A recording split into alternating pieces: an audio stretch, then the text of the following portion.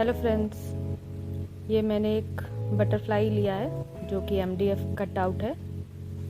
MDF एक तरह का वुड होता है, लकड़ी जो बिल्कुल ही पतला होता है। उसको हम आसानी से पेंट कर सकते हैं। वो मार्केट में अवेलेबल है हर एक साइज़ में और हर एक शेप्स में। तो इसको मैं मार्केट से लेकर आई थी और उसके ऊपर से मैंने इसमें ब्लैक कलर किया है। ब्लैक कलर अभी ये आपको दिख रहा होगा कि मैंने ब्लैक किया है। इसके ऊपर अब मैं डॉट मंडाला आर्ट करने वाली हूँ, जो कि आप आगे देखेंगे। अगर आपको अच्छा लग रहा है तो प्लीज़ में लाइक कर दीजिए। और मेरे ऐसे बहुत सारे मैंने फ्रिज मैग्नेट्स डाले हैं अपने वीडियोस में, आप उनको देख सकते हैं। और अगर आपको मेरे वीडियोस पसंद आ रहे हों तो प्लीज़ सब्सक्राइब करें।